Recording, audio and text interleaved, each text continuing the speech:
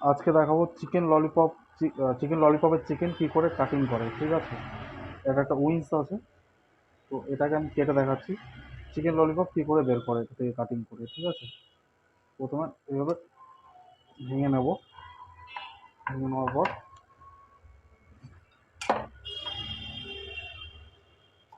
এভাবে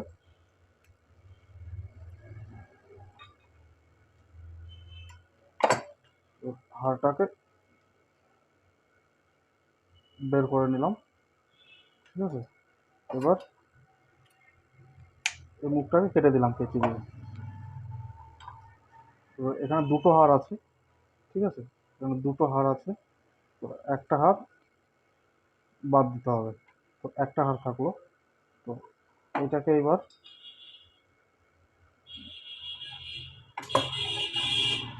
এই একটা হয়ে গেল চিকেন ললিপপ, ঠিক আছে?